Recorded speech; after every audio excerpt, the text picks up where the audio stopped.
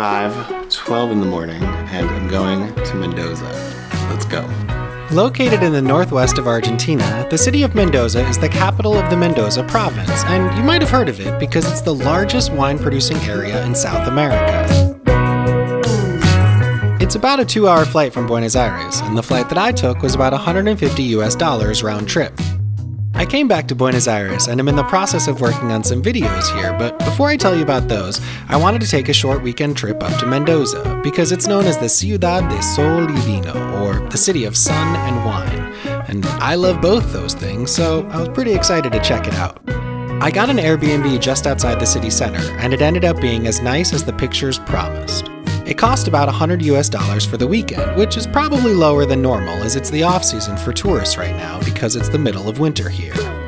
I dropped my stuff off and then went out to explore, starting off in Independence Plaza, the main square in the middle of town, where I quickly made a fool of myself. There are more than 100,000 trees lining the streets of Mendoza, which is pretty impressive considering it's located in the middle of a desert. This is thanks to the Huarpes, the indigenous people who developed an ingenious irrigation system which still exists today. A series of wide trenches along most streets brings water from the nearby Andes Mountains into the city. While there wasn't any soul on my first day, I was determined to find some vino and quickly spotted a wine store, whose owner was kind enough to give me a coupon for their tasting room located around the corner, where I met up with my friend Miguel to begin what would be a weekend filled with delicious wine.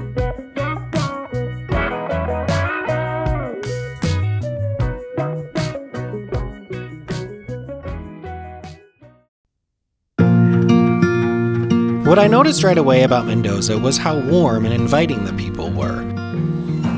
The next morning, we had breakfast at this cute coffee shop that had delicious vegan options and games to play while you waited. Our waiter noticed my camera and told me he was a musician with his own YouTube channel, which I quickly subscribed to after watching a couple of his videos. Then I decided the game that we were playing would be way more interesting if whoever lost had to pay for the meal, and then I promptly lost.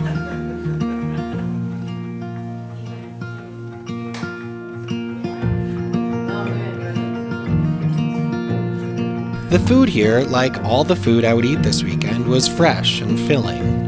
Breakfast will forever be my favorite meal, and because I knew we had a long day of vineyards ahead of us, we basically ordered the entire menu, which ended up costing about $20 total. Okay, this place was delicious, and now we're gonna drink wine all afternoon. The tour we went on was run by a company called Viajes y Diseño, who I found on TripAdvisor, where they had great reviews for their half-day tour to 4 wineries and 1 olive oil farm for about $45 per person. We began the day at an organic winery, one of the first in Mendoza, and where every step along the way was thoughtfully aligned with nature. For example, our guide told us that in order to prevent the birds from eating the grapes before they could be harvested, they strategically planted fruit trees among the vines so the birds will eat those instead. While I loved learning about the wine and their vineyard's history, I mostly just wanted to play with the farm dogs and imagine what the place must look like in the summer months, when it's flooded with sunshine, and how amazing it must be to get to see the Andes Mountains, which I was repeatedly told were right there, but which were covered in clouds on the day I visited. Each vineyard offered tours in both English and Spanish, and the guides were always incredibly knowledgeable and friendly, showing us their specific winemaking process while giving us a glimpse of the premises and ending in a tasting room where, like most people, I pretended to know anything about what I should be tasting. As someone who spends most of his time in big cities, I think one reason it's so important for us to get out and see where our food comes from is it reminds us we're connected both to nature and to each other. On the olive farm, we were told how olive trees take about 5 years to start producing olives and then only produce fruit every other year, which is why their farm harvests every tree by hand, and you can almost taste the love and care in every drop of their delicious olive oil. If you're in Mendoza, you should definitely visit any of the region's wineries. It's a great way to spend the day, and hopefully, when you go, there'll be a little more sunshine than when I was there.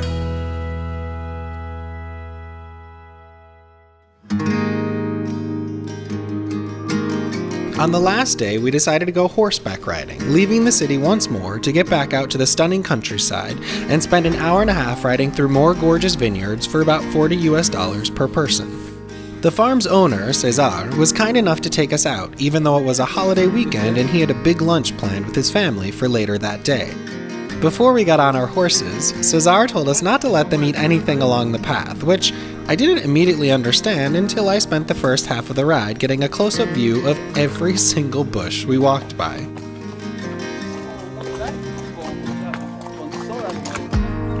The mountains were hidden again, and it felt colder here than back in the city, but it didn't matter because even in the gray light, the day was crisp and beautiful, and I spent most of the time thinking about expectations versus reality. I'd expected a weekend filled with sunshine, blue skies, and sweeping vistas of snow-capped mountains. I could have chosen to be upset about what I was missing, or instead focus on what I got to experience, which was fresh air, farmlands, and unending kindness.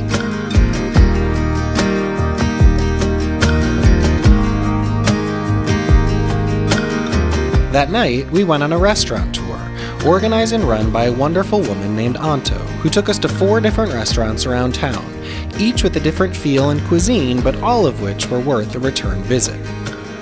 Nights like these are why I travel, why I get excited to get on planes and go visit new places. Yes, the food was great and the wine continued to be delicious, but mostly I loved hearing Anto's stories, her pride in her city, and her passion for sharing it with strangers like me passing through.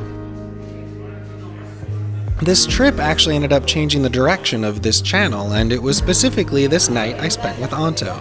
I realized I want to feature more people like her and Cesar on the channel, that I want to use this platform to help share their stories and the work they're doing in their communities.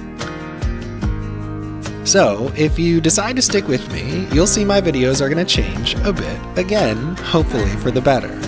I want to make them less about me and more about the people and the places I go, because they always make each visit way more special than I ever could have imagined.